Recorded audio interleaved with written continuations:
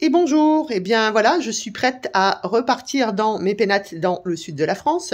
Mais avant, je voulais vous faire une petite vidéo, entre guillemets, que j'appelle factuelle. C'est-à-dire que, en gros, aujourd'hui au petit déjeuner, j'ai pris mon temps, comme je le fais chaque jour à mon domicile, j'ai pris mon temps pour vous observer, puisque en fait, le métier de naturopathe, c'est d'observer l'autre pour pouvoir lui apporter la meilleure des informations, en tout cas quelque chose qui lui correspond. Et là, ça a été incroyable puisque à Genève, l'idée c'est qu'on a des personnes d'origine asiatique, des personnes d'origine latine, des personnes d'origine d'Europe de l'Est. En tout cas, on a un melting pot qui est très intéressant. Et dans ce melting pot, en fait, si ce n'est les personnes d'origine asiatique, le petit déjeuner est une catastrophe. Lorsque l'on est à l'hôtel, nous avons la chance justement de pouvoir prendre notre temps et de pouvoir manger des choses que certaines fois vous me dites je n'ai pas le temps de préparer ou je ne prends pas de petit déjeuner parce que j'ai pas le temps. Bien là à l'hôtel on a le temps. Alors qu'est-ce que j'ai vu? J'ai vu du yaourt avec des céréales. Ok. J'ai vu du jus d'orange. Et puis le jus d'orange à l'hôtel, c'est pas non plus, entre guillemets, le jus d'orange que vous pourriez faire à la maison. Néanmoins, le jus d'orange le matin, ça marche pas. Surtout si c'est le premier truc que vous buvez à jeun. Ensuite, j'ai vu des croissants, des pains au chocolat, avec le fameux café, et notamment, et ça je l'ai vu aussi pendant la formation tout ce week-end, des cafés lattés. Tout le monde se fait des lattés, parce qu'on avait des superbes machines très automatiques là. Mais le café au lait, c'est la pire des choses que vous pouvez faire pour votre estomac.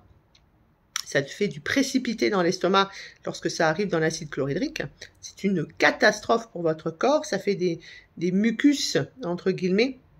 Vous allez avoir des crottes de nez, les yeux qui collent, du mucus au niveau de vos selles. Et puis surtout, vous allez gonfler. C'est une des origines du lymphodème, par exemple. Mais j'ai vu encore pire que ça. J'ai vu du pain blanc sur lequel on mettait du beurre et de la confiture. J'ai vu bien sûr des céréales, le petit déjeuner dont je ne citerai pas le nom, dans lequel on va mettre du lait, dans lequel on va rajouter du sucre. J'ai vu du pain et de la pâte à tartiner. Et le best-of, c'était les gens qui étaient en face de moi, d'origine latine. Donc là, c'était un latte. Et ensuite, ils ont mangé 2 croissants qu'ils ont ouverts, dans lequel ils ont mis du beurre et de la confiture. Le petit déjeuner, ce n'est pas ça du tout. Le petit déjeuner, c'est un repas normal. C'est le premier repas de la journée. Et un repas normal, c'est 10% de féculents, des protéines et du gras. Ça veut donc dire que à l'hôtel, vous avez du fromage, du jambon, vous avez du beurre, vous avez pourquoi pas un yaourt si c'est un yaourt de qualité, mais bon, à l'hôtel, il faut quand même pas pousser mémé dans les orties, c'est pas du yaourt de chèvre ou de brebis, voire c'est pas du bio. Okay, donc dans ces cas-là, vous avez toutes les hormones, tous les antibiotiques. Mais vous avez surtout des œufs, vous avez du bacon, vous avez des saucisses, vous avez du jambon, vous avez du fromage. Tout ça, ça fait un petit déjeuner de qualité.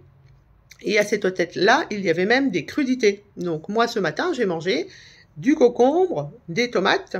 J'ai mangé du pain noir, parce qu'il y avait du pain noir, et ça, c'était super génial, avec un tout petit peu de beurre et des œufs. Et ma boisson, c'était un thé. On n'est pas obligé de boire du thé, surtout quand il fait chaud.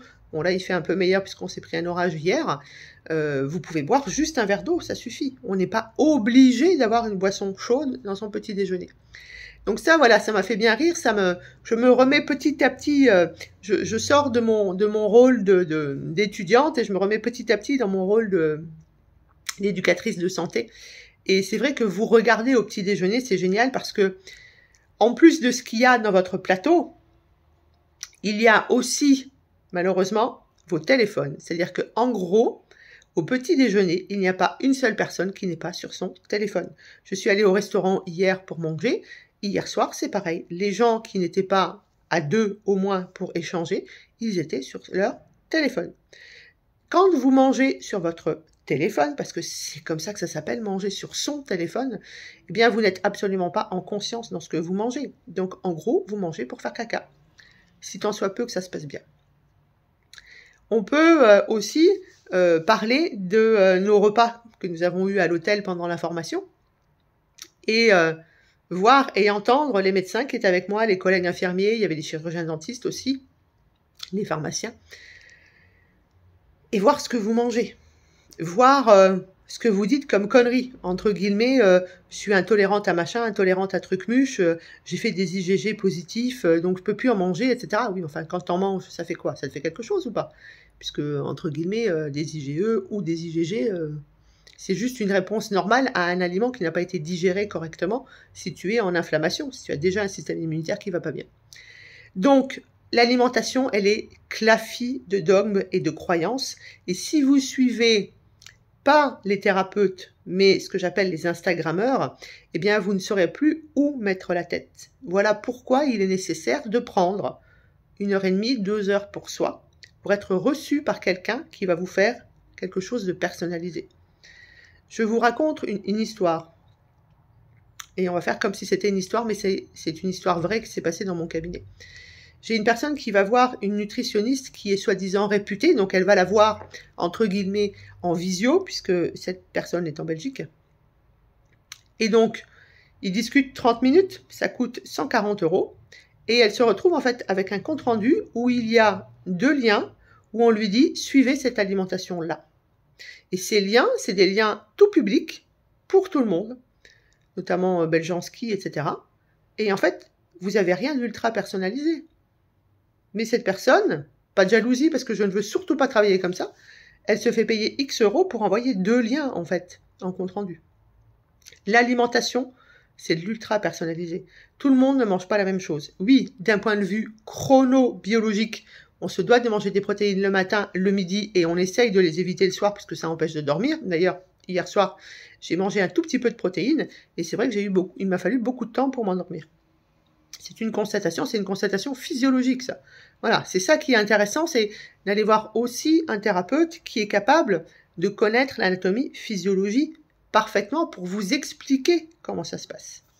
Donc ça, c'était l'observation de ce matin au petit déjeuner, et je peux vous dire que moi, ça me fait toujours bien rire de voir ce que vous mangez au petit déjeuner, puisque derrière, je sais très bien comment va se passer votre journée. Avec des petits déjeuners comme je viens de vous citer, eh bien, à 10 ou 11 heures, vous avez le coup de barre, mais surtout, vous avez fait du cortisol, de l'insuline, donc de la lipogénèse, et vous allez commencer, quel que soit votre âge, à grossir.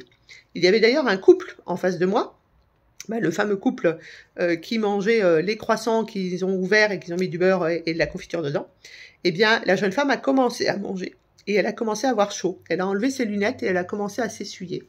Donc, lorsque vous commencez à manger et que vous avez des transpirations excessives comme ça, qu'on pourrait appeler entre guillemets des bouffées de chaleur, eh bien, vu son âge, déjà, c'était pas une bouffée de chaleur, quoique, on ne sait jamais, elle n'était pas enceinte. C'est tout simplement parce que vous avez votre nerf vague qui est bloqué, et dès qu'il y a quelque chose qui rentre dans votre estomac, vous avez ce mode de survie qui se met en route avec une sécrétion de cortisol. Et le cortisol, ça donne ces bouffées de chaleur. D'ailleurs, très souvent, chez beaucoup de personnes en ménopause, on a ces bouffées de chaleur. Donc, on reprend un bon petit déjeuner, et on prend le temps de se faire un petit déjeuner. Puisque souvent, vous me dites, même moi, ça fait 20 ans que je prends pas de petit déjeuner, je vais très bien comme ça. Oui, sauf que vous venez dans mon cabinet et que vous avez des problèmes de dopamine, vous avez des problèmes de thyroïde, vous avez des problèmes de surrénal, ou vous avez des problèmes de surpoids, etc., etc., etc. Ça veut bien dire que ne pas prendre de petit déjeuner, c'est pas physiologique. Oui, mais moi, je me sens mieux. Bah oui, c'est sûr. Si tu as un système digestif qui marche pas, naturellement, tu digères pas, tu dors pas bien, le matin, tu as un peu la nausée et tu n'es pas capable de petit déjeuner. Ce n'est pas physiologique de ne pas petit déjeuner. Voilà, ça c'était les constatations avant que je prenne ma valise et que je rentre à la maison. À bientôt!